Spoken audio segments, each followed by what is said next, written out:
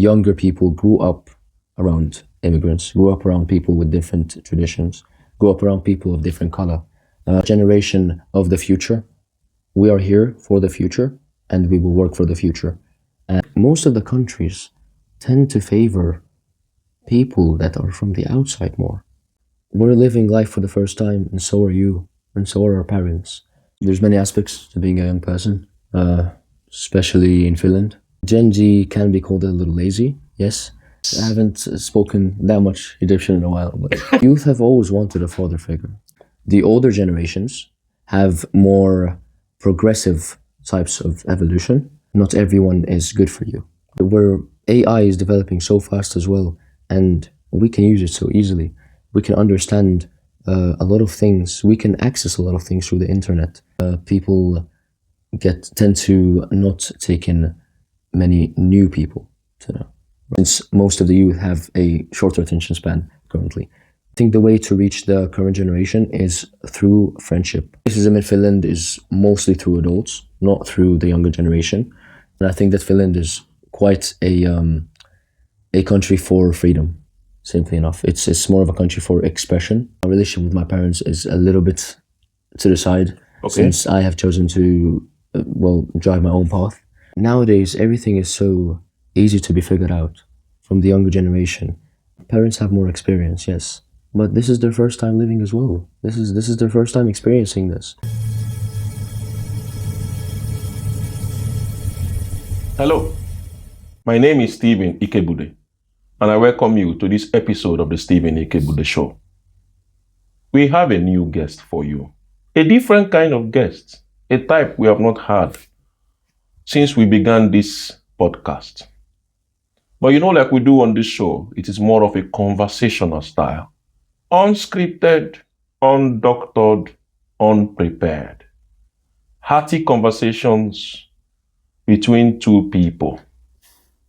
And this particular one is one you don't want to miss. If you skip this video, you are going to miss the content that comes with it. I bring you a guest, a type I have not had on the show. He is going to be the youngest we have had on the Stephen Ikebude Show. So as I welcome my guest, I tell you to welcome. Bro, you're welcome. Thank you very much. You're welcome to the Stephen Ikebude Show. Thank you very much. You are the youngest that I have had on this show. Oh, thank you. This is actually quite an honor. The honor is actually ours because you present to us a different kind of perspective, a lens that we have not been able to see through. That is true. How is it like being a young person? Well, there's many aspects to being a young person, especially in Finland. As you can see, there's a lot of creativity when it comes to the youth. Yes. That I think you would be able to capture more of a livelihood from the people, basically, more than because most of the time older generations speak from experience. Yes. Younger generation speaks a little bit more with creativity. I think that's really important. What is your name and where are you from? My name is Omar. I'm also an artist. I go by O4, his nickname. O4? Yes. Okay. And I am from Egypt, originally. Okay. I grew up in Qatar. Okay. Most of my life, and I moved to Finland about 4 years ago. Oh, you moved 4 years ago? Yes. How old were you when you moved to Finland? I was about 15 years old. How long did you stay in Qatar? I stayed ever since I was born there. I was born in Qatar. I was born and raised there. Grew up in Qatar most of my life. It's actually quite a nice place. It's too warm. Yeah, it is too warm, but that is true. That is true. Because we see so many videos. It's always like they need an air conditioning on a daily basis. Yes, it is. It is indeed. Like the weather sometimes gets to over like 50 degrees sometimes, especially in the summer as well. How did you become this white then? Well, the thing is that when I came to Finland, Finland does that to you. Finland does that to you. So you lived in Qatar for 15 years? Yes. And then you moved to Finland 4 years ago? Yes. That makes you 19 years? Yes, I'm 19 years old. Are you proud of it? I think, yeah. I think that's quite a Well, I would say that Qatar taught me a lot, and I'd say that Finland is currently teaching me a lot in my, let's say, adult years, basically. Whether it's from socializing, whether it's about culture difference as well, whether it's about how to mix with different cultures, how to learn to just adapt to a society. Yeah. You know? And I think that I'm very proud of that, to say so. You said you are from Egypt, Yes. born in Qatar, Yes. now living in Finland. Yes. Have you had episodes going to Egypt at any point in time? Yeah, I went to Egypt a couple times. Okay. Last time I was there was in 2024. Okay. I have family over there as well. And I really do think that Egypt is a beautiful country. It is. It is my home country and it is a beautiful country. And I think that every country is beautiful as well, as long as there is a proper medium to have people express themselves. Right? How often do you speak Egyptian? Yes, I do speak Egyptian. I do. What is the language called? It comes from Arabic. Okay. Also, we use different dialects. Okay. For example, there are several words that are different, Okay. but it is generally Arabic. I would say so. I know Egypt is so big and there are millions of Egyptians around the world. Yes. For the very few who might end up watching this episode of yours, we have this tradition that you are going to speak your native language to salute them. I can introduce myself. So please look at the camera, talk to them in your native language, tell them what you're doing here, who you are, and why they should watch this episode of yours. أهلا، اسمي عمر عصام، أنا من مصر. أنا عشت في فنلندا تقريبا 4 سنين دلوقتي. أنا عندي 19 سنة، وأنا أحب أعرفكم بنفسي كأرتست. و الاكسبيرينس الموجود هنا في فنلندا مختلف جدا عن الاكسبيرينس الموجود في الدول العربية. فنلندا فيها حرية أكتر، فنلندا فيها كرياتيفيتي أكتر. تقدر إن أنت تعمل اللي أنت عايزه، اللي بيبقى على روحك أو اللي بيبقى في دماغك بكل بساطة. اتعلمت إن فنلندا فيها حاجات كتير جدا جميلة، فيها اختلافات طبعا من دولنا العربية، بس في الأول وفي الآخر في الناس كلها نفس الشكل، الناس كلها طبيعيين، الناس كلها كويسين، مفيش أي اختلاف في سواء من التراديشنز أو الكالتشرز. أهم حاجة في فنلندا إن الناس كلها بتعرف إنها تعمل إكسبريشن، الناس كلها بتعرف إنها تتكلم، بتعرف إنها توصف نفسها، بتعرف إنها تعبر عن أي حاجة على بالها، بتعرف إنها تعبر عن أي حاجة بتحبها. بس دلوقتي هنبدأ بالإنجليزي وشكرا جدا. Yes. Wow. The way you spoke the language, I was almost wanting to learn the language. I think it's quite a beautiful language. It is. Yes, I haven't spoken that much Egyptian in a while, but that was really comforting. Yes. Yeah. Every time we talk about migration, we leave something behind. So one thing we do on this podcast, on this conversation, is to amplify that which we are born with, that which shouldn't be replaced. What language did you speak in Qatar while you were living there? I also spoke Arabic with a different dialect. I have also, I learned the Indian language over there from my school. I learned the French language as well. You did? Learned a lot of French back in my days. It was my third language. I learned English from movies, TV series, shows. That's where I started my passion for English, basically.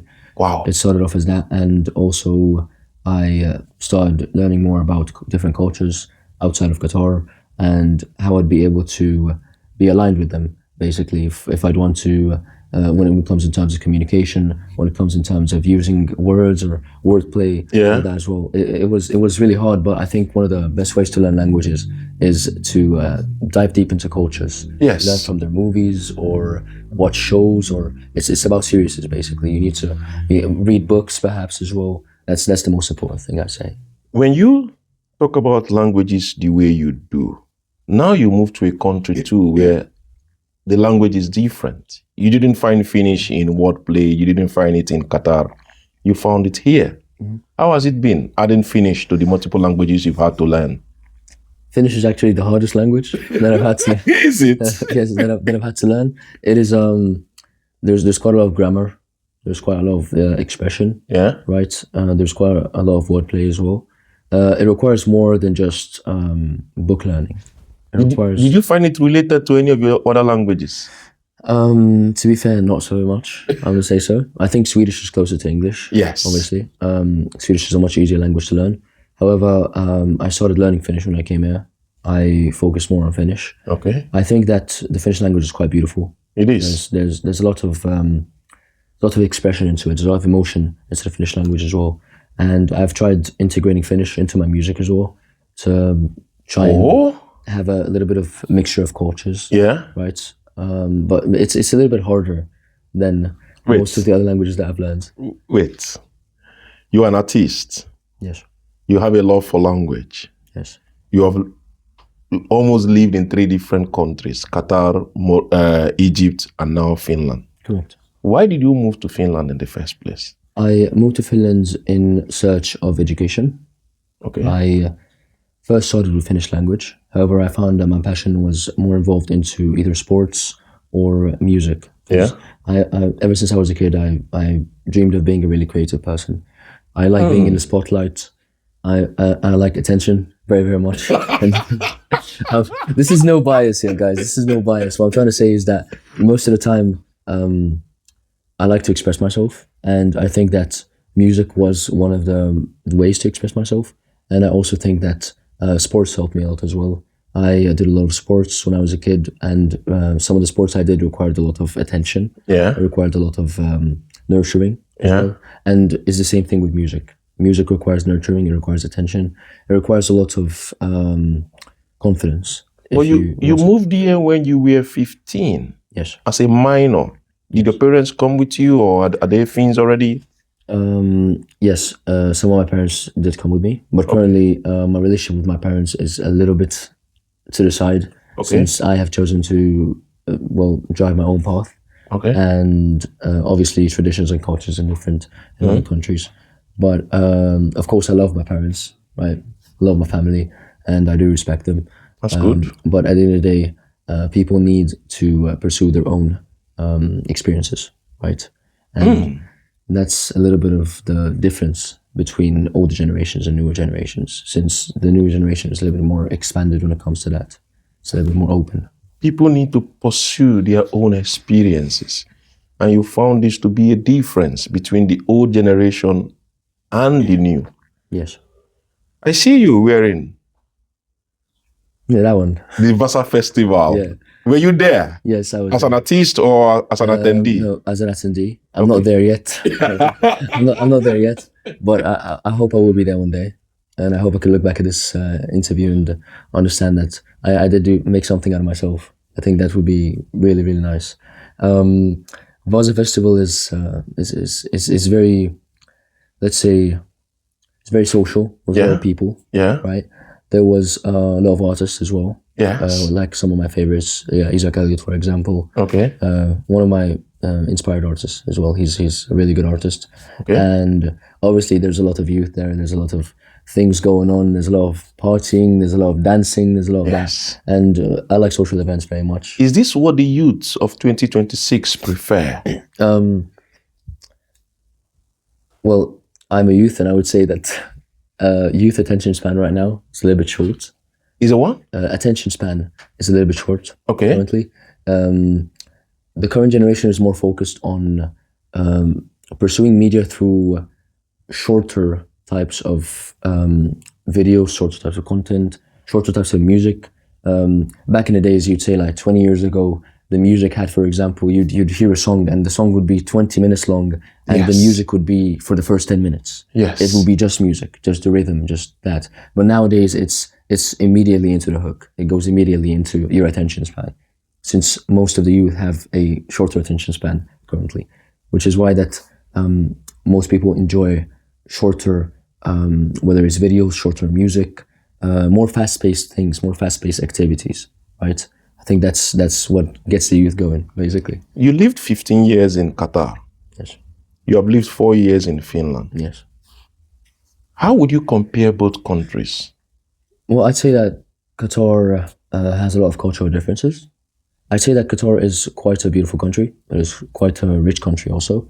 Qatar is basically what the end of somebody's longing would be. If you're trying to, if you're settling down, Yeah. if you are trying to pursue a career where you can basically retire afterwards, if you want to build a project, if you'd like to have a, for example, entrepreneurship program or whatever, I think that most of the Middle Eastern countries, for example, like Qatar, like United Arab Emirates, Saudi Arabia, I think that those countries in specific are currently the best for business-wise. Okay.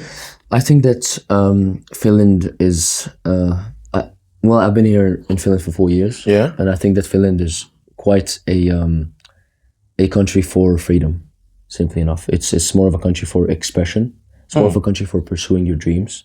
It's a country that you can start from the bottom. I think that's really important about how someone would pursue their whether it's education or whether it's their careers or whether it's their dreams. Yes. I think that most European countries have that freedom to themselves. Yes. Obviously, there's cultural differences between the two countries. Yeah. But at the end of the day, I think that they're not so different from each other in terms of living standards, in terms of whether it's economy, whether it's this, that. I think there's not much difference. But when it comes to business, when it comes to entrepreneurship, when it comes to more chances, basically, I think that they have big differences. You experience the two worlds. Both of them you did experience as a young person. When I moved to this country in 2012, I'm going to my 14th year. By September, it will be 14 years in Finland. I didn't come here when I was 15. I would never be able to see that world. But you did. You have the privilege of coming here as a young person. What would you tell us about the experience of being a youth, a young person in Finland? Well, when I was 15 years old, I tried to blend in a lot of times. It was a little hard. Obviously, the language barrier is difficult as well.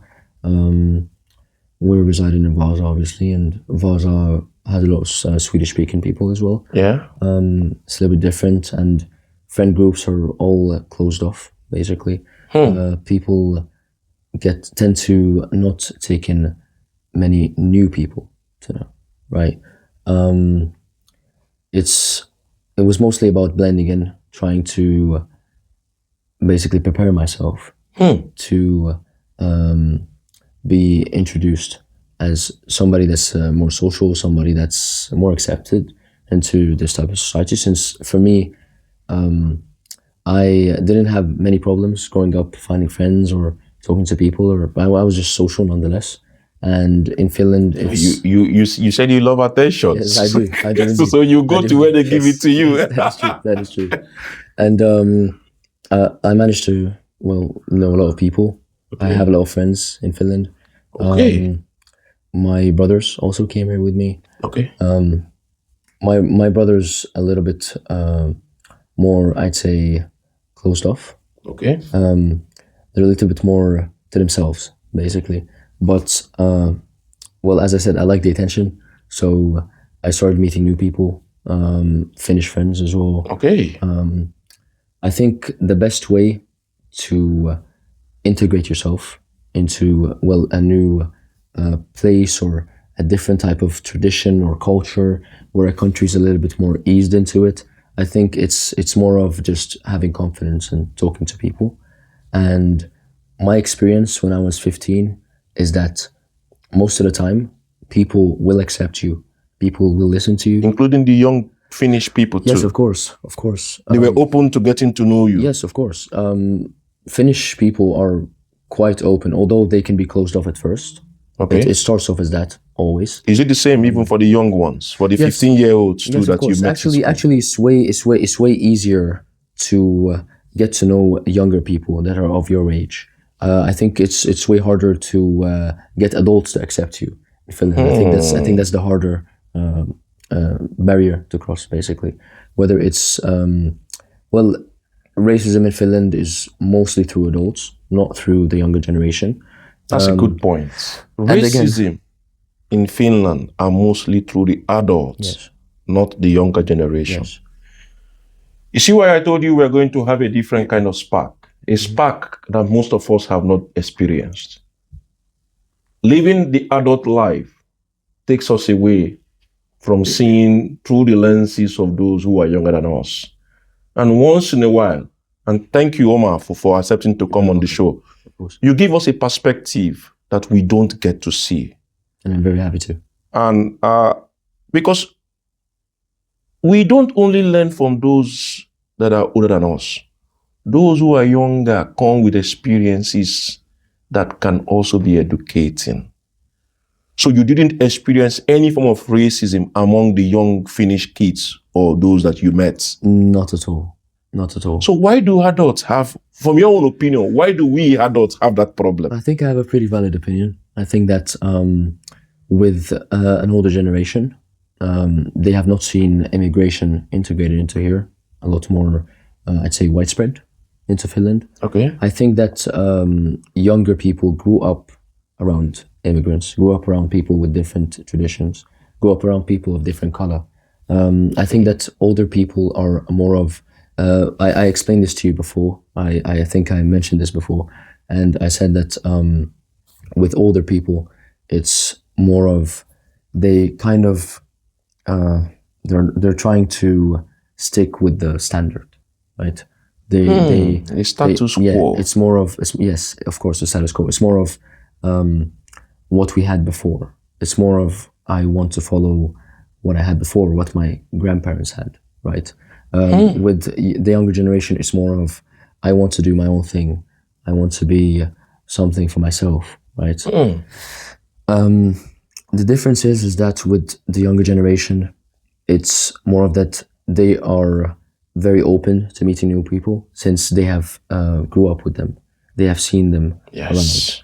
around. It's different because I don't face racism from younger people at all, since younger people are more integrated into that. They understand that there can be people from different societies here, while with the older generation, it's sometimes more of an odd thing to them. It's more of, oh, well, he's from there or he's from that, and sometimes you're segregated into one section because not all people are bad, not all people are Very true. harming, Yeah. not all people are dangerous, but when you're not used to seeing people of color, for example, when you're not used to seeing people migrating into your country, for example, that's when racism starts to come off.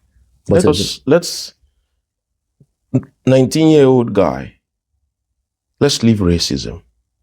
I want to see Finland from your eyes. You mentioned that you are an artist. You are in for the creativity. That's what youth prefer to express themselves in. How has it been in that world of creativity of young people? Or what would you tell us, those of us who are going to watch this episode, Swedish speaking, Finnish speaking, non-Finnish or Swedish speaking, English speaking, anybody at all who wants to know from a young person who lives in Finland, what are you going to tell us as a youth living in Finland? Anything at all that comes to your mind. This generation is a generation of creativity. It's a generation of power. It's a generation of confidence. It's a generation of the future. We are here for the future and we will work for the future. And I do believe that this generation has had the most creative rises. I do believe that this generation will have the most creative rises for a very long time. 10 years ago, we didn't have a lot of things that we have now. True. The world is evolving very, very, very quickly. Yes. And I think that with the evolutions that come, this generation will be the most adaptable. I think so. I think, Are you guys being too fast for us? in a shallow way, I would say yes. But if I would to elaborate on that, I would say that the older generations have more progressive types of evolution, while the younger generation has a little bit of a more rise, just flaming type of rocket jump, if you would say so. You guys don't like the process. Yes. You want to buy. We're very impatient. We're very impatient. When some of the older generations think of innovation or empowerment. It always has a contract to it. It always has a build up to it. It always takes time. With the younger generation, it's more of is now. We need this now. We need this to change now. We need this to happen now. And although that can be a flow, it can also be a very, very, very turning point. I think so. Yeah, and you said it so nicely. And I'm going to ask, I have to counter it one way or the other. Of course. When you say we, the older generation, we want the structure, we want the process, we want the contracts, we want to see the steady step. It is because it is also what we got from those before us. Now, you guys want it now. How do we get a bridge that connects both sides? Well, I think that nowadays there's more of family feuds. There's more of problems between families, between older generations and younger generations. Yes. And that's because it's because of the ongoing line of, well, this is culture, this is tradition, this is law, this is book. It has to go in a straight direction. And I think that with the younger generation, it's more of, this is law indeed, but what I'm doing isn't wrong. This is book indeed, but what I'm doing is for the book, right? This is, for example, the future. This is what we aspire to do, right? 10 years ago, we didn't have actual functioning like 5G internet, for example. No. 20 years ago, we didn't have touchscreen mobile phones. 30 years ago, we didn't have Wi-Fi. You are 19 and you are talking about 20, 30 years and you have your factor. Who are you really? Have you lived this life before now? No, I have not. Are you a reincarnate of somebody who has lived in this world before? I don't think so, but I think that education is the most important thing. And I think that at any point in time, if I was born, I think I'd have the same opinion. Do you think young people actually get educated or love education, like you say for yourself? I think that most young people are willing to be educated. Yeah. But I also do think that there's a lot of things that stray us. There's a lot of things that take us away from that. There's a lot of things going on in the world right now that have not happened in a very long time. The world is moving quickly, and that is a good thing, but it also is a double-edged sword. It has a lot of flaws to it as well. What are the distractions that you have lived that you think most young people are having right now? I think the most major distractions are obviously whether it's drugs, whether it's hanging out with the wrong people, whether it's trying to be someone that you're not, right? I think that nowadays some people try and blend in, and they blend in the wrong way. They try and accumulate themselves, and it ends up turning to a completely different direction. The problem with what's going on currently is that the youth are more of on their phones, they're more of on the internet, so they get to see a lot of things that 20 years ago you couldn't see, you couldn't access. 20 years ago you couldn't really fathom how this would be possible. True. And they try and make this image of themselves. Someone might watch this one show of, or they might have an artist that they like listening to or something, who's perhaps affiliated in a gang, for example, and that puts it in their mind. And especially from the age 15 to 20, for example, that's that time where you need a role model, right? Where you need a higher up, basically, someone to guide you, a guardian. And that's where a problem comes, because if they're not led directly, that can turn very bad very easily. I will need to unpack this, because young people are going to watch this. Do you think there are less guidance now, or that the more youth are not interested in guardianship? I do think that it goes both ways. I think that in every generation ever, from the certain age, let's say 15 to 20, or let's say even 13 to 20, I think the youth have always been arrogant. They've always been, they've always wanted to talk back, right? Yes. And it's not simply our fault. It's hormones. It's growing up. It's changing. It's knowing basically what you want to be. It's trying to figure out who you are, right? And if there is no proper role modeling from, for example, parents, then that's when it turns west. What about parents that try, and the children, the young one that they are trying to, for instance, coach, guide, as you put it, remains arrogant? For how long can a parent continue to try? Well, I think most of the youth's arrogance is because of certain traumas that might have happened to them. This generation faced a lot of mental health issues, right? Mental health was not a subject that was talked about 20 years ago. I don't think so. No. It was not mentioned at all. No, if anyone had a problem with their mental health, they would just be assigned to a psychiatric hospital. Yes, and it was minimal. Yes, it was the minimal amount of thing. And the older generations that go back have learned to live with those issues and not talk about them, right?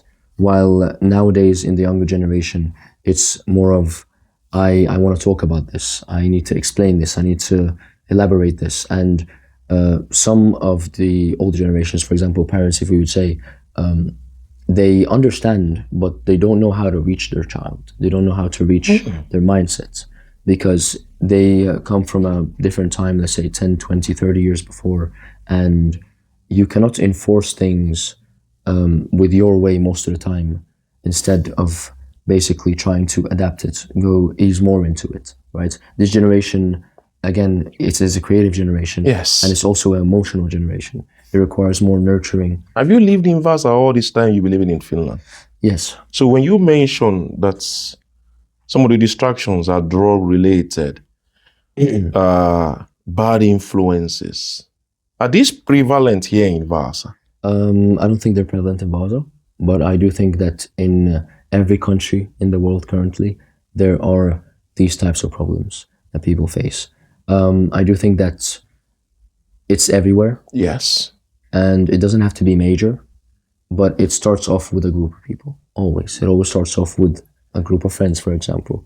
It always starts off with let me try this, let me try that, and then it leads into a bigger problem, and the problem builds up, and by the end of the day, you're 20, and then you're like, oh, what have I been doing for the last couple of years of my life? Why did I not listen to my parents? Or why have I been doing this, for example? The thing is that drug-related problems are widespread all over the world, right? Gang-related problems are widespread all over the world as well. Yes. And that is mostly from the youth as well, mostly from younger people, younger generations. Drugs are way easier to find nowadays, right? You have the internet, you have shipping, you have everything that you can access everything on the internet basically. Gang-affiliated stuff can also be easily found. You can easily go with a group of friends or something, and they would introduce you to this thing that you would use, whether it's a drug or whether it's something. Or come with us. This guy has this. He has trouble with us. We need to go and follow him or catch him or whatever it is. Just it's a thing that changes your mindset slowly. Right? Yes. As a young person who has lived in Vaasa 4 years, as a youth, talking to a parent who also has a young person. My eldest is 11 years old. What are the things, because now you have lived it, what are the things you can tell parents with young people from your own lived experience, from the things that you've either done or those your friends who are around you that you see them do and you say, hey, that's not a good one. What would you tell us to be aware of? And I want you to give us examples, things that we should start doing to prevent our children from joining these gangs or bad friendship or even drug-related groups. I think it starts from a very young age. I think that it should be taken more of as an ease into it. Learn to befriend your children. Learn to actually show them that your safety towards them. If you're strict, you need to be on a middle ground. strict parenting is good sometimes, but it can also lead to that the child doesn't feel safe around you. It can also lead that, for example, if they want to go out and you immediately say no, for example, yes, I do understand that you're saying no because it might be dangerous outside. You're scared that they might get hurt or they might hang out with the wrong people. But instead of completely denying it, that would over time cause the child, for example, to sneak, to do things behind your back, to not trust you. While what you can do is, for example, know who they're going with, try and find out, befriend them, understand that, for example, every child needs to experience their own things, right? Yes. Every child has to learn from their own mistakes, but at the same time, also have that point where, yes, I'm your friend, I'm listening to you, I know that you want to hang out with your friends, I know this, I know that, but I need you to be safe, I need you to be careful, I need you to understand that not everything can be done so easily, and not everyone is good for you, right? True. And I think the way to reach the current generation is through friendship. Honestly, it is through friendship. It is through befriending your child, making them understand that you're not their enemy, you're their parents. You're there to guide them. Wow. You're there to be with them until that they can have their own children as well. And I think that's the point. Shit, man. Shit, man. Until that they can have their own children, continue to be friends with them. Yes. I don't think this is the wisdom of a 19-year-old. Oh, thank you so much. No. I sincerely doubt it. Thank you so much. I appreciate it. Where I picked you up from now in Vaasa, that part of Vaasa, there was a news that came out there last week of two young people who robbed an elderly person at gunpoint. Did you hear the news? Yes, I have heard of that. What came to your mind when you saw that? I think that provision is a very important thing. I also understand that nowhere in the world is really safe. No one actually has complete safety. And I think the way to avoid these problems would be to actually try and understand how young people here process, right? Instead of saying those two young people, for example, because I'm guessing they're youth. Yes. Instead of saying these two youth robbed this Italian person at gunpoint, you should probably wonder who... I don't know if it is Italian. I don't know. I just know it was an elderly person, an experienced person. Yes. Well, if they would rob that person, I think we shouldn't be asking why did they rob that person. I think we should be asking who gave those youth the gun, who gave those youth the command, who is behind this. You need to get to the source. Most of the youth are manipulated by people, by some people that might be a little bit older than them, whether people in their 20s who have had experience with drugs, have had experience with problems in their own. They can easily manipulate a child, whether they could pay the money or whether they could get into their lives. They can threaten them. A child can easily be scared. True. And they could obviously be scared to the point that they cannot tell their parents as well. I think that youth are in danger of that. That is true. And I think the way to fix it is to try and figure out the source. Most young people are not like coherently evil. No. They don't want to hurt people. The point is to just try and find the actual culprit, where it comes from. The hand. Yes. Where it's not physically in the scene. Yes, because children can be influenced really, really easily. So especially teenagers. So this influence of the youth is really a thing abroad. Yes. You've lived it, you've seen it yourself. I've had my experiences as well. Which one have you had? That you can share with us? Well, I grew up in Vaasa, right? 4 years now. Yeah. Basically most of my teenage years. I think that most of the time people over here get into problems because of the fact of the people that they hang out with, right? you can meet this one person and you can befriend them, and in a couple months they'd be completely turned against you. They would threaten you, or they could see you as an enemy, basically. Drug abuse is a problem as well. Did this happen to you here in Vaasa? I wouldn't say so, but I've seen it happen before, multiple times. How common is it among youth? It is not very common among youth, but it is, I would say it is something that can actually happen. It is a reality. It might not be common. The reason why I ask this is not every time, like you said, we have to learn Yes. to pay attention to the youths and how they process things. Yes. These were your words. Yes. It's not just saying that the youth robbed people. It is who are those who provided them the gun? Yes. Who are those who manipulated them into these actions? Yes. Because of how susceptible they are Yes. to external influences. In Variskan, there is a place called Variska in Vaasa.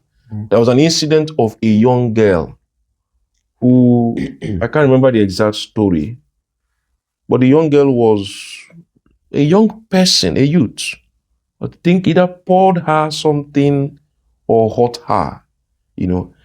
When the news came out, a lot of parents in Vaasa were shocked that how would a young person attack or assault or even hurt a toddler? That is true.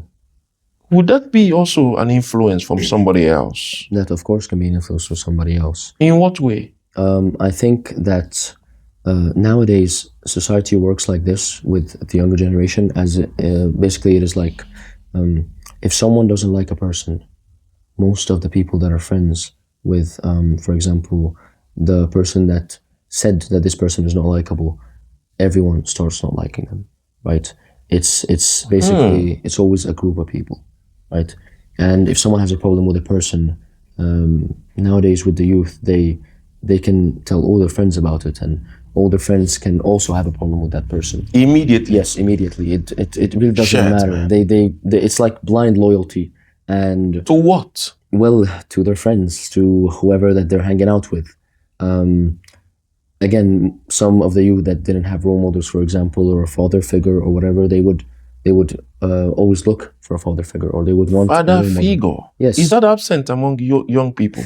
Absent among a lot of the youth here, and it's actually a real problem. There's a lot of divorces happening all over the world. Divorce rates are spiked currently. So are we the one causing these problems for our own young people? Sometimes. Well, currently, I would say that there's a big chance. There's a big chance. Wow. So why then do we blame the youth when we have chosen paths that put them in harm's way to be influenced by bad or wrong people? That is true. We divorce. We become absent fathers to our children. Somebody else models them to do the wrong thing, and then we blame the young person. Yes. Why does today's society work that way? I think today's society works that way because, to be fair, the youth have always wanted a father figure. Yes. Whether the older generation was the same thing. When they were our ages as well, they wanted someone to look up to. True. And back in the day, divorce rates were not as high. Families were more traditional. Yes. Although they were a little bit close-minded, but they were still more traditional. It was more of the family idea, the family image, right? That's what mattered a lot back in the old days. Yes. And I would say that nowadays it's more of a lot of the youth are misguided. A lot of the youth are listening to other people. Yes. They don't feel safe in their own homes, so they try and find that safety in other people. And that safety can be there, but it can also be misleading. It can lead you to other things. It can give you that trust, but then you would get double-crossed and you would never trust again. It gives you that mentality, and that's why most of the youth are in danger of that. And I think that the proper way to fix this is to have the parents be there for their children. Seriously, that's one of the most important things. You know, You are so young, boy. Even the way you say it, I'm still going to ask you again. Are you a reincarnate of somebody who has lived in this world I don't before? think I'm a reincarnate. I think there's only one of me, and I think that there's only ever going to be one of me. And I would pay some respect to your dad. You know, in whatever ways, I think he has been able to instill this level of parenting. You know, and to your mom, of course, because it takes two to tango. Yes. You know. Yes. You said you went to Egypt in 2024. That was the last time you went. Did you go there alone? I went there with my mother. Okay. How often do you travel to Egypt? I used to travel there year by year. Okay. Currently, my parents are divorced. Okay. Good. And I live with my mother, basically. Well, nowadays I'm studying here, and she visits me from time to time. Okay. Visits you from? Qatar. Ah, okay. Yes. Okay. My father is mostly absent. Okay. Yet I do love my father, and I respect him. Wow. However, he has a different mindset, right? A different mindset. Ah, mindset. Okay. It is completely different from the current generation, I'd say. Obviously, I wouldn't blame him. Is he in the picture? Is he here in Vaasa or? I would not say so. Okay. Okay. But he's a very smart person, indeed, and he's very understanding. Yet he's also a little bit closed off when it comes to some of the opinions that I share, because I have opinions that can be a little bit how do I say this? A little bit finalized, right? A little bit what? Finalized, as in finalized. as in okay. This is that, and that is this. And, okay. I got that from my father as well, because he's also like that. But obviously, I'm a little bit more open-minded when it comes to that, so that tends to have a little bit of problems between us. Yes. However, he's a very educated man, and I thank him for the education. And my mother, I love her very much. My mother's always been there for me. That's good. Well, there's no other person that I trust more. There's no other person that I love more. And I think that she helped me become the person that I am because of the way she motivates me, the way she tells me that I'm going to be something someday. And that's something that most parents should do. You cannot berate your child or let them down. Or if your child fails the test, don't tell them that you're a failure. Tell them that, well, pass next time. I know that you can do this. I think that's the way to motivate a child. If your son does something wrong, if he gets into trouble at school, for example, don't tell him that you're not good. You're not a good person. You're a bad person. Tell him that I know that you're a good person. I know you can do this. I know you can be better than this. I know my own son, or I know my own daughter. And I think that's the best way to get to a child's heart. I think the reason that most of the youth are misguided is because most of the older generation just choose to berate the child instead of actually growing with them, instead of actually showing them that part of love that they deserve, because every child deserves love. And I think that's a very important thing. I would join you in that line of perspective. I totally agree with you. Yes. And sometimes I find myself in that web that having lived 40 years of my life, I expect my 11-year-old daughter to act as I act. But I'm 40 years. She's just 11. Mm-hmm. So growing with your children is a good thing. And you put it so finely. If I'm expecting my child at 11 years old to know what I know at 40, then there's going to be a mismatch, a misbalance. Yes, and also the thing is that I think I can put it in this way. We're living life for the first time, and so are you, and so are our parents. So nobody knows all. Parents have more experience, yes, but this is their first time living as well. This is their first time experiencing this. Oh my God! No matter what it is, the way that I love my mother is because even though that she's older, she knows more. I'm her child, obviously. I listen to what she says, but it's also her first time living. She also is experiencing this for the first time. She's trying to adapt as well. And so are the older generations. I think that's a really true fact. It is. Yes. So befriend your child. Seriously, befriend your child. Man, this guy, you're busting my brain, man. That's a simplistic way of putting the truth. We are all living our first lives. Yes. And it's our first experience. Yes. And we're all getting by on a daily basis. So no one should really be blamed. No. Because everyone is just experiencing their first things. Even if they're older, even if they're more mature, if they're more understanding. A younger person can be more understanding than an older person sometimes. An older person obviously can be more experienced than a younger person sometimes. Do you think those who say that life is not lived by age? Yes, obviously it's not lived by age. It's lived a lot more by where you grow up, where you reside, what you experience. What you go through builds you. It turns you into either a good person or a person that has been through a lot. Bad people are not inherently bad. People don't come off as evil. Everyone in the world was a good person at some point in time, but the experiences that you share with people are what actually twists that narrative. Yes. What makes you want to do things that seem unconventionally or conventionally bad for some people. Make you want to do things that are most people would say evil, or people would wonder, why are you doing this? Or what is one misconception people have about young people that is not true? I think one misconception is that they just really put down a young person, as in they always mention the fact that we're young. I understand that we're young, but this young generation has built everything that we're currently living in. Everything. There's 20-year-old millionaires. There's YouTubers in the world that currently have just everything in the world. They're building the entire planet, basically. They're helping save the planet. There's CEOs that are not even in their 20s yet.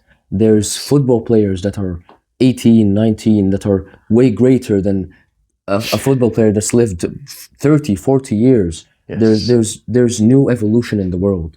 The younger generations now, at the point that at the current age that we're living in is more of fast-paced. So, and we have access to everything. We have access to the internet. We have access, and we grew up with it, so we know how to operate it. We understand where it comes from. There were books, there were education in the older generations, but currently, you can give a tablet to a 5-year-old, and they probably know how to work it very, very well. They can learn it in a couple months. Yes. While maybe in the older generation, you had to take a course for that about 10 or 15 years ago, so that you can actually learn how to operate a tablet. While you can just check out now little children, 7-year-olds, 8-year-olds on their phones, figuring out TikTok or Instagram and Yes. this and that, because we're growing up with it. So we have a lot more access to education. We have a lot more access to everything, basically. Do you qualify to be called a Gen Z? I'm born in 2007, so I think yes, I'd be qualified to be called that. There is a kind of way Gen Zs are depicted. Sometimes you find words like lazy being used for them. And you mentioned it here, that the millennials like to slow things down. They want to follow the rules. Yeah. What should we be expecting? Because truly, you made a fine point. Gen Zs are, one of them won the World Cup. Yes. Lamine Yamal. Yeah. Yeah, you know, yes. You won the Euro before the World Cup. Yes. Yes. Do you follow Nigerian news, Nigerian trends? Yes. Do you know of Pella? Yes, I do. He's 18. Right? Man. Yes. Oh, so you guys are doing a lot in that space. Yes. You are creating what is not there. It's about that. Nowadays, everything is so easy to be figured out from the younger generation. Where AI is developing so fast as well, and we can use it so easily. We can understand a lot of things. We can access a lot of things through the internet, and everything is so fast-paced for us. We can learn things quickly. Is there a problem then with the attitude of work that is different from my generation and yours? Gen Z can be called a little lazy, yes, and that's also because of the fact that they are exposed to many things, At the a same lot time. of things, yes. And procrastination can also come from mental health issues. Again, it starts off as slacking off, and it might come off as ADHD or trouble concentrating or this or that or that. These things are actual things that actually happen to people. Yes. These things that people go through are actual, I would say, problems that are actually medicated. There's prescriptions for that. In order to get somebody to be more active, be more creative, integrate themselves more into whatever they want to do, I think that you need to motivate them. It's more about motivation. It's more about how to reach to them. And what's really confusing with the generation is that every one of us is different in some type of way. Yes. So you don't have a key for us. You cannot figure us all out. So that's the duty for each parent to try and figure their child out. That's how it is. If you would like to raise a child and raise them to be somebody that you would love to see your child, for example, be somebody that's popular or somebody that's rich or somebody that's this or that, you have to put that mindset into their heads from the times that they were very young, from 2 years old, 3 years old, 4 years old. You need Yes. to grow them up in that mentality. For example, I would say one of my favorite boxers is Floyd Mayweather. Yeah. Floyd Mayweather, ever since he was a kid, his father and his grandfather used to tell him every day, you will be a champion, you will be a champion, you will be a champion. They told him that, they told that mentality into his head. And when you tell someone that thing for so long, they imagine that thing every day, they dream about it. So at some point they believe it, even before it happens. Yes. And that's where greatness comes from, simply enough. That's where greatness starts showing. That's where someone actually believes in that mentality and sees themselves as that. When you think of Qatar while living in Finland, what comes to mind? I think of home. I think of family. I think of just times where life was a little easier. Do you visit there? Yes, I do visit that. When was the last time you visited? Last time I visited was last year. How long did you stay, or what's the longest time you I stayed? usually stay there for a month or two. Okay. I go there sometimes for competitions. Competitions? Yes. Yeah, you mentioned you're an artist. Yes, but What kind of competition do you? I do sports competitions. Which type of sports? Well, jiu-jitsu, I'd say Brazilian jiu-jitsu. I also do boxing, MMA, mixed martial arts. Okay. I do a lot of martial arts as well. And sometimes I do have competitions over there. So I visit, whether to attend the competitions or whether to see my family members. Okay. Which, for example, my uncles and my aunts and stuff, and I did grow up with them over there. So Which part of Qatar do you usually go to? Doha. Doha. I was born and raised there. Wow. And it is such a wonderful place. Qatar is a small country, but it has the feel of a true home country. I would say it's where nostalgia comes from for me. You guys are wealthy. You are so wealthy to the point that you gifted the American president Yes. a presidential jet. Yes, that is true. That is true. Well, Qatar also has a lot of money. Yeah. Due to their oil and petrol and stuff, they have a lot of money as well. Are you a Qatari? I'm not a Qatari, no. I'm Egyptian. But I do believe that I am Qatari. I do believe that I grew up there and I grew up around Qataris. I lived with them, and I do believe that Qatar sees the people that live there as Qataris as well. Whether you're a resident or a citizen or a worker there or someone that travels there for a vacation or whatever, when you're there, you're treated like one of them. You're treated like one of the guests over there, and also you're treated like their people. There's no segregation in Qatar. I've never faced racism in Qatar. Qatar is... Never, not once. Not once in my life have I faced racism there. Wow. Not a single time. Because everyone there is already so integrated into different cultures. Qatar wasn't there 200 years ago. it only started actually developing about 50 years ago, 70 years ago. Wow. So Qatar started actually developing. So the people there are already people from different countries, different continents.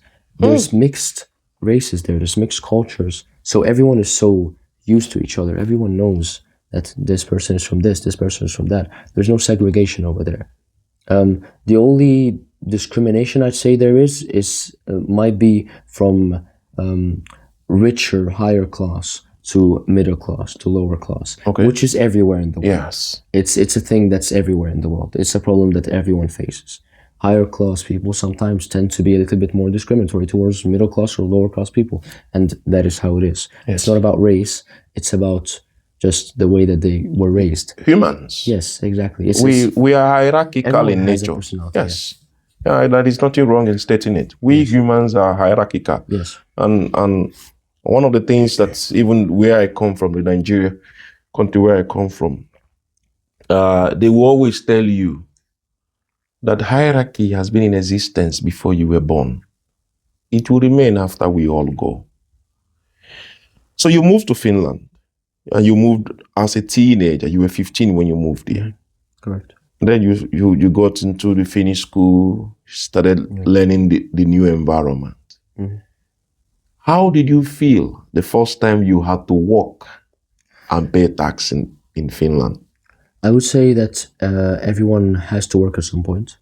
Everyone has to understand that a country's rules are not to be tampered with. A country's rules are to be followed, and you should actually try and enforce these rules, as in not enforce them as an enforcer, but you should enforce them as advice. You should enforce them to other people around you. You should encourage people to work. Now, some countries, and including Finland as well, have a couple of problems with integration for work, for example. There's not many jobs around. But when you have a chance to work, you do work. When you have a chance to pay taxes, you pay taxes. And I think that working in Finland is incredibly wonderful. But there is a shortage of it, which is correct. Most people over here have this problem with finding jobs or doing this or doing that. And my advice is to never stop trying. At the end of the day, it will happen one day. And What kind of jobs have you done, you yourself? Well, for me, I haven't really worked many jobs. Okay. I personally dropped out of school when I was 18. Okay. I currently do my music full-time. Full-time? Yes. Okay. And I'm pursuing my music education. I'm going to be going to music school also by the start of the term. Okay. So I'm completely and utterly just throwing all the eggs in one basket, basically. That's what I'm doing. But I know that it will work, and I believe in myself. And I've dreamt of this ever since I was a little kid, and this has been my current and only dream. And I did sacrifice a lot of things, but the way that I'm headed right now is, I think it's really good, and I think that it will keep on getting better. You made mention when you were describing Finland and Qatar. You said Finland is a place where you can start afresh. Yes. Is that what you're doing right now? Yes. I could have been in Qatar. I could have been continuing my studies there. I could have just worked over there, and there's no shortages of jobs there. But Finland has more of a open space. It has more of that window for creativity. They give you more of a platform to express yourself, right? There's more openness with the people. You can actually try and chase your dreams. The problem with our countries, whether Middle Eastern or African, whether Balkan or whatever it is, the problem is that most of the countries tend to favor people that are from the outside more. It's like they're working for other people, not for us. A country's perfection, or how a country can be perfect, is from actually try and get the people that work in your country as people that are something. Turn them great. There's people in the world that do a lot of things. There's people in the world that are making businesses or doing jobs or doing this or this or that in their countries, and they're not recognized, and no one even knows about them, or no one knows what they do. No one knows how much help they're showing to society or doing. And it's because some of the countries have this thing where they don't really give enough window or enough of an open space to the people of their own, which I don't know. It's so confusing to me. When you say you do music now full time, you are known by your brand name as 04. 04, official 04, yes. Official 04. Yes. How did you get to this? In 2023, okay, I started off by rapping. I did rap for some time. Before rap, ever since I was a kid, I used to do covers, karaoke's. I liked singing. Okay. Well, I'd always go around, just sing anywhere, wherever I can, and I do little shows, sometimes here and there on open stages, wherever it is. Okay. And it was always about, I always tried to imitate my favorite artists and stuff and try and get my vocals working. Okay. I've never actually had vocal training or vocalization, right? I've never done that. Till now, to this day, I've never done that. I've learned all of my ways from trying to adapt. Just like how I learned languages, I learned music through that as well. How many languages do you speak now? I speak very fluently Arabic, English. I speak semi-fluently French and semi-fluently Spanish. And I'm currently speaking semi-fluently Finnish as well. But it's the hardest to me. Wow. I'm learning, I'm learning 3 languages at the same time right now. So you're learning how many? 3? Yes. Wow. Yes, it's a little hard, but do you blend these languages into your music? Yes, of course. I have music that are blended with Spanish language. I have music that are blended with French. Okay. I have music that are currently blended with Finnish as well. I'm trying to do everything, and I think the way that for me to learn these languages is to incorporate them into my music. That's the easiest way, because then I'm just then I can just clear my mind and I'll be like, all right, this is what I'm doing, and I'm doing both at the same time. I'm learning my language. I'm also improving my music. And I think that's When you said you dropped out of school, was it because of the language? No, I dropped out of school because I was facing problems with whether it was my school, whether it was my teachers. I didn't feel comfortable for some time I wasn't willing to learn. I procrastinated a lot. I didn't see that learning was useful for me because as well, yet again, I will say this, and it might seem a little bit egotistical or maybe a little bit, let's say, confident. It might come off as a little too confident, actually, but I just believe that I don't like working for anyone. I don't like, I want to do my own thing. And whether it's my music or my combat sports that I do, if I do music and I succeed at doing my music, I'm going to succeed because I did it, because I did that by myself. But for example, if you're working a job or if you're doing this or that, you always might get that one person, and that's the thing. For me, my mentality is like this: that one person that's like, you didn't do this, I did this for you. Or you might work a good job, a really good job, the job that you... Is that the Gen Z in you that is speaking? That is, I think that might be. Because otherwise, we need ourselves. Yes. You need somebody to teach you. You need somebody to guide you. And you mentioned it as a youth growing up, that is need for that. Yes, there's need for guidance. Yes. But there is no need for interference. That is a big difference. There's 2 things. There is no need for what? Interference. There's no need for that. You can follow them along the way, but you don't stop them in their tracks. So what was it then that prevented you from learning in the school? Well, what prevented me from learning is the direct direct disrespect of teachers. I once saw a teacher, and I was in class, and I did go to adult education right after, before I dropped out, and I was in class one day, and this one teacher saw it was a 46-year-old man on his phone in the class. He was checking the time or something, and she told him to get out of the class. She just told him to leave. And at that point, I just sat down and I just had a thought in my mind. I was like, he's 3 times my age. he's probably the teacher's age, and the teacher is disrespecting him. How is she gonna respect me? If she is disrespecting him, will she really respect me? I don't think so, to be fair. If she doesn't have any respect for anyone that is an adult. This must be in Vaasa. Yes. Which school is it? Well, I would prefer not to mention schools or name anything. Okay. But I will say that that is a real experience, and I've had that.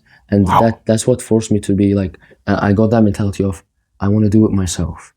I'm not saying I don't want to work for anyone because I refuse to be guided or I'm better than anyone or anything. What I'm trying to say is that I want to do it, and I want to look at myself, or I can say to myself that it was me who did it. Yes, I did get guidance. I was assisted. Obviously, if you train and you want to be a footballer or a hockey player or a boxer, you need a coach. You need guidance. 100%. Yes, but when you win that match, when you get that success, it's you in the end because you put in the work, right? You grinded for that. You understood that it's you. You were disciplined. You forced yourself to not procrastinate. You forced yourself to wake up every day in the morning. You forced yourself because you wanted this. Young people, do we not give them enough credit? I think that they are giving credit sometimes, but what really holds young people back is the fact that they are labeled as just clueless, always. And we are not clueless. We are very, very, very understanding of a lot of things. But the thing is that even though we're understanding, we cannot help our growing brains. We cannot help our emotions that come with that as well. Although we are still growing, although we are smart, although we are understanding, although we know a lot of things, at the end of the day, we're still young people. So that's where that arrogance comes from, or that's where that immaturity comes from, or whatever it is. So it's like two things clashing together, and that's why the youth right now is a little bit confusing. I'm going to ask you this because you speak very well, in depth, of certain societal realities, and I know you will have one or two opinions. Is a 19-year-old too young to be married? I think yes, to be fair. A 19-year-old is too young to be married, indeed. I think, in my opinion, the best age to be married is from between 24 to 30 or so. From my young opinion, I would say that I want to get married at maybe 24 or 23 and have children by 25 because... you want to have children? Yeah, I want to have children because I want to be 45 and my child be 20. I want to see them. I want to see them have kids as well. I want to grow up with my children, Do you think this is the same ideology shared by a young female who is 19? To be fair, I think that nowadays most young people don't want children for a really, really long time. You mean the women? Whether it's men or women, I think that it's like completely on. Why? Well, because nowadays generation, it's more of hookah culture is very fast paced. It's very people meeting at bars, people getting to know each other, one night stands. All of these things make men and women a lot more emotionally vulnerable, right? Wow. It's something that affects everyone, and people also want to live their lives. Although the young generation, we're intelligent, but at the same time, most of us are a little bit selfish. We want to experience everything before we have our children experience things as well. And I think that's my personal ideology. When I say that I like, in my opinion, I want to have children younger because I want to see my children. But I don't think that that's an ideology that many young people share. If people before you had you, and you want to take your time before you have those after you, what could we say led to this decision of the young people not to have children? I think it's because back in the days, it was a lot easier to marry. It was a lot more frowned upon or hookup culture.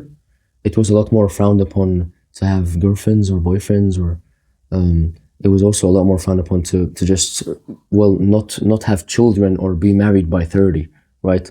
Or by 25. So that's why the older generations married earlier. Yes. Right? And when you look at the older generation, you're like, well, some of them married way later. Like some of them married at 30 or 40 Yeah. or 50 even. Yeah. And you're like, yeah, but that's because some of the older generations, people also were like, oh, well, I want to build my career first. I want to have money to support, and that's understandable, right? And it's the same thing for the younger generation as well. But Is it the same? This Yes. this youth in Finland, this younger generation right now that we see on the streets in Finland or in the Western world generally, is it the same with the kind of culture they have in Qatar? Are the young people too not choosing marriage over there? Yes, everywhere. Young Wow. people don't want to marry yet because they want to live their lives. Basically, they well, I want to go outside and I want to have fun and I want to drink and I want to smoke and I want to do this and that and that and that, and I want to, well, travel the world first, and maybe when I'm like 28 I'll get married, or when I'm like 30 or something, and that's why it's a little bit different, right?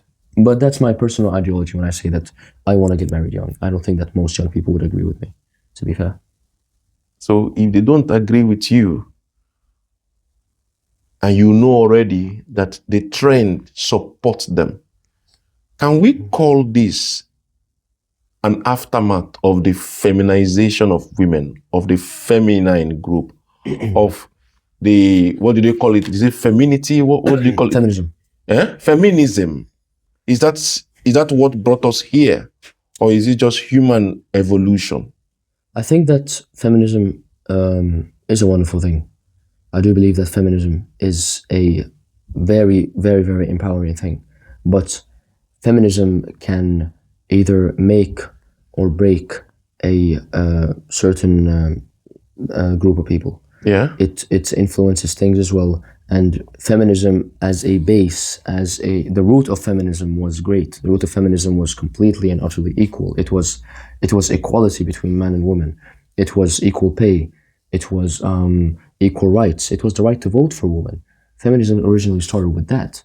But nowadays, feminism is taken a little bit more unseriously. It's taken a little bit more weirdly. You see girls talking about, I hate all men, and I don't, all men are bad, all men are this, all men are that. That's not how it works. Genders are meant to be together. Man and woman are meant to work together, right? There's what? Every minute one man dies from suicide, right? Wow. And 1 in 3 women are depressed. That is also a correct thing. And men are predominantly stronger physically. Women are more multitasking mentally and intellectually. Man and woman are supposed to work together, not against each other. It was always man and woman, not man against woman. So in order for us to live with each other, we need to accept each other. That not all women are bad, not all men are bad. Both of us are good, and both can be good. And yes, equal rights have to happen. Equal rights have to last. That has to happen. Equal rights have to be introduced, and they are introduced now, but there has to be a lot of more things that have changed for equal rights to be actually in place. But at the end of the day, the way to incorporate feminism is, well, I'm going to say a word that might have not been created yet, but toxic femininity. The same thing as toxic masculinity. You can do this, you can do that. But at the end of the day, it's both the same narrative. Thank you for, in fact, it became a lecture. It was a good one. Thank you very much. You had a line there that I'm going to open up a bit. Yes. You said 1 male commits suicide. Is it every minute or every day? Every minute. And it's also a very big thing. Sorry, Here, every 2 minutes. yeah, it's also a very big thing Yes. here in Finland.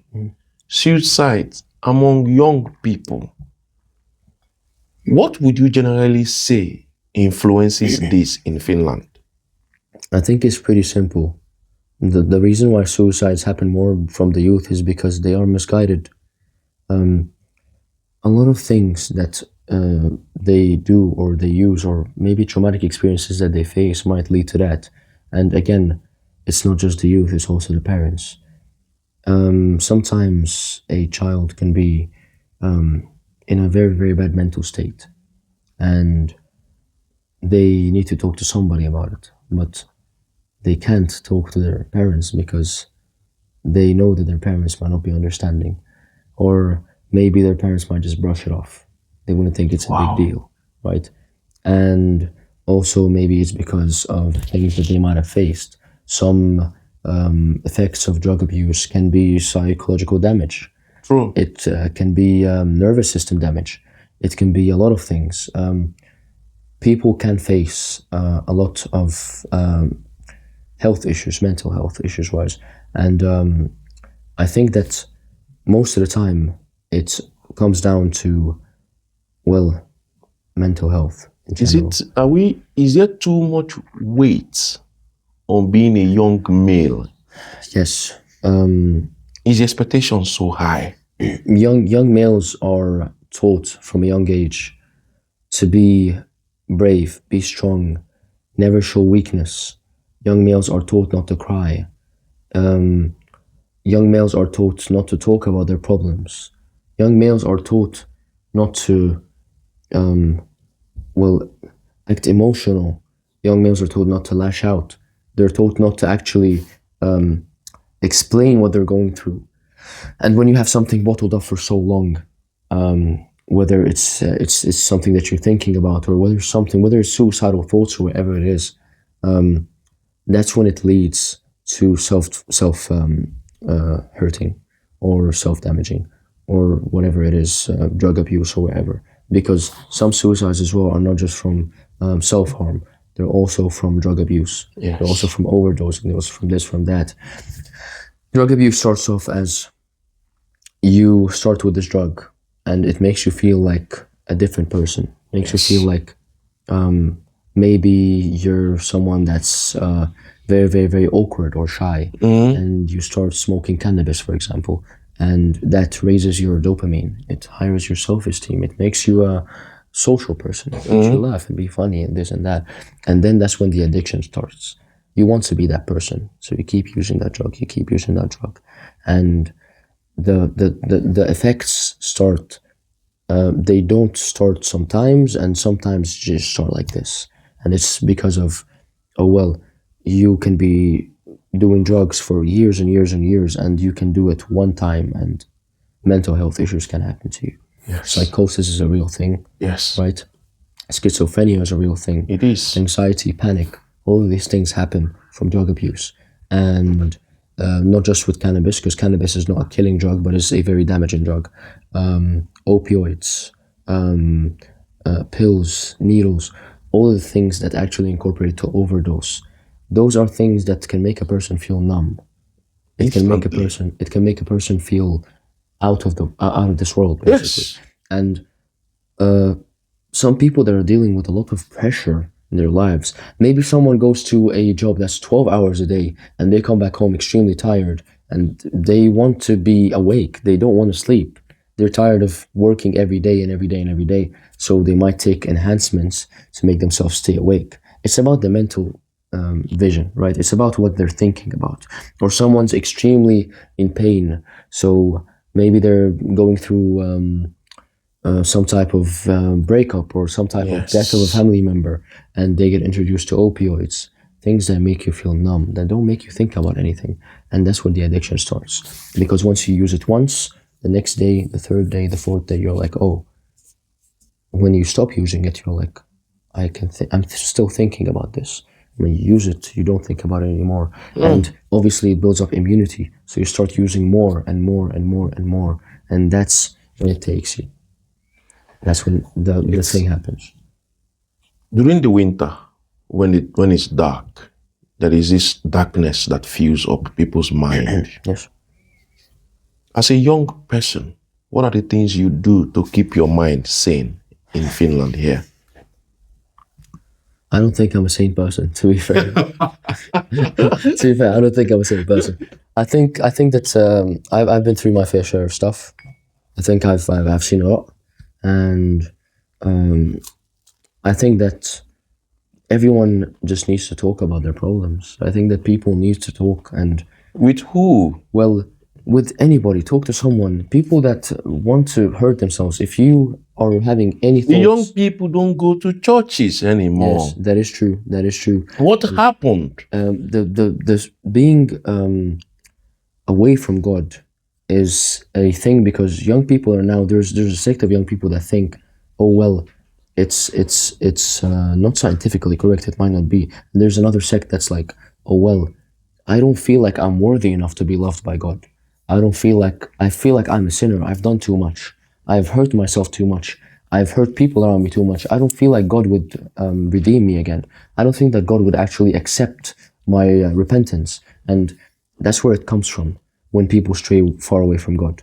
And it's the same thing with people who hurt themselves. If you are thinking of hurting yourself, talk to someone. Talk to your parents, your They will family, find, you see, God, anyone. I want to add this to the mix. Because when you go to the churches here in Finland, I mean it. I don't mean any church. When you go to churches, you go to the Lutheran church, you go to the Catholic church, you go to the Baptists, to the Pentecostals. Go to the churches here in Finland. You will really find young Finnish people there. That is true. That is true. You as a young person, you have them as friends. Yes.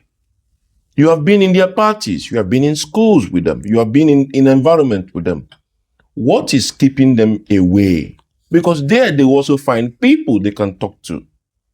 I think what's keeping people away from God in general is just the way that society and social media is incorporated now. And I do believe that the way to introduce God back into people's lives is to show them that they can be forgiven, there can be mercy, because most of the time, or the old school way to teach people about God was to make people fear God.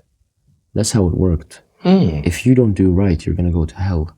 But why don't you tell them, if you do right, you're going to go to heaven? That's what you need to be putting into their heads, not the other way around. Don't scare them of the Lord, but make them love the Lord. Give them that spark. Tell them that the Lord loves you, that no matter what you do, you're always to be forgiven, right?